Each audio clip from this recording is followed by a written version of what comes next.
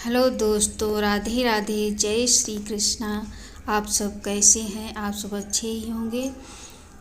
जीवन एक संघर्ष चैनल में आप सबका स्वागत है। आज जानेंगे कार्तिक पूर्णिमा पर किए जाने कुछ उपाय।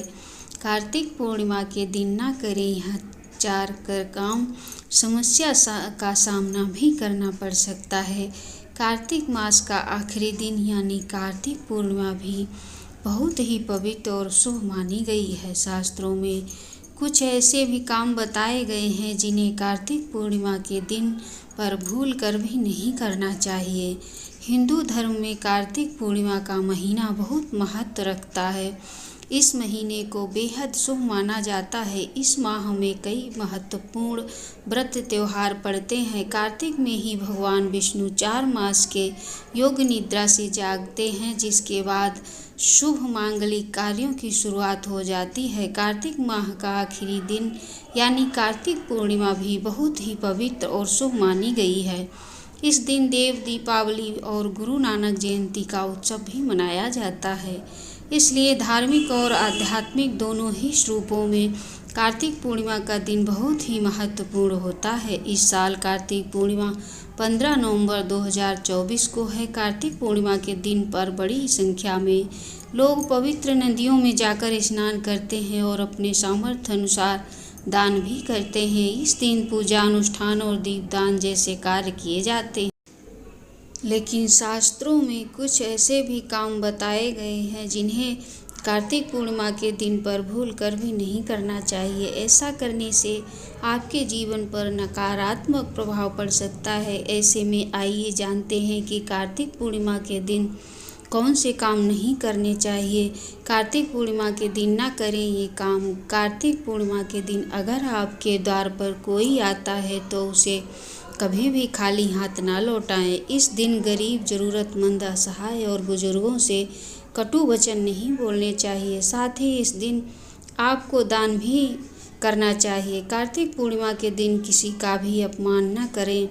यूँ तो हमेशा किसी का अपमान करने से बचना चाहिए, लेकिन कार्तिक पूर्णिमा के दिन ऐसा करने से देवी देवता नाराज हो जाते हैं और आपको दोष लगता है।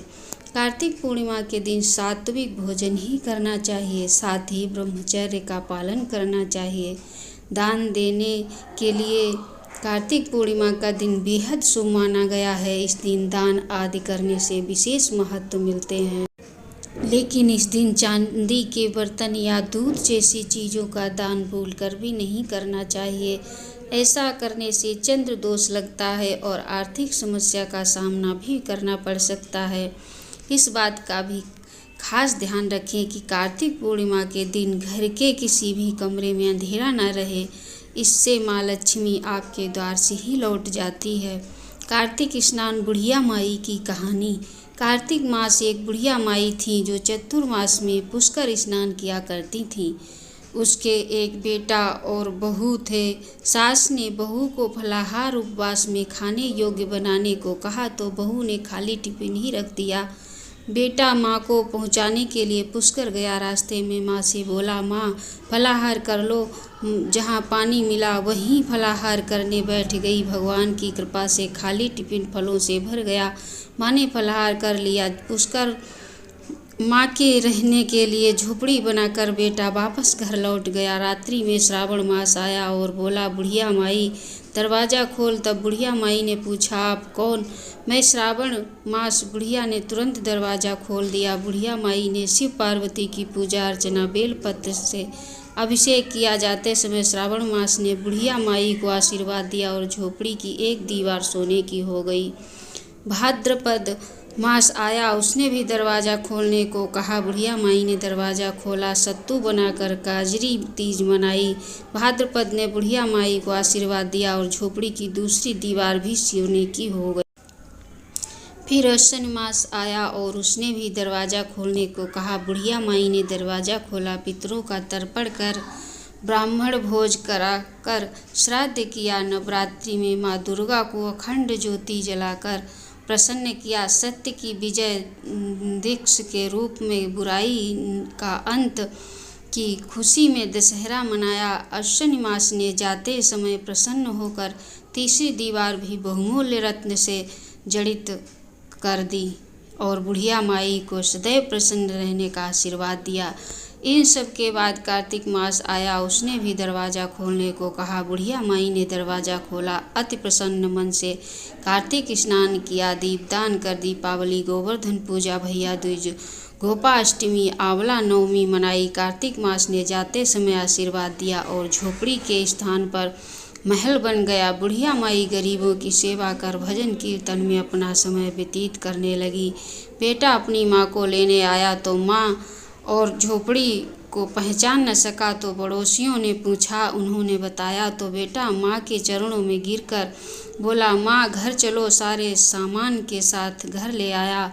सासू माँ के ठाठ देखकर बहू के मन में लालच आ गया और उसने अपनी माँ को भी पुष्कर छोड़कर आने को कहा तो उसका पति अपने सास को भी पुष्कर छोड़ाया। परंतु बहू की माँ की धर्म कर्म में बिल्कुल रुचि नहीं थी।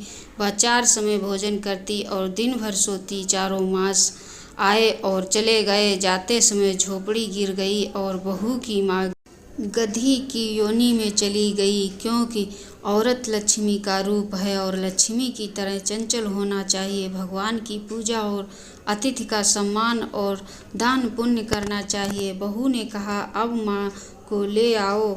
जब जमाई सास को लेने गया तो कहीं न मिली। लोगों से पूछने पर लोगों ने बताया कि तेरी सास धर्म कर्म कुछ न करती थी, खाती थी और सोती थी, जिससे वह गधी योनि में चली गई।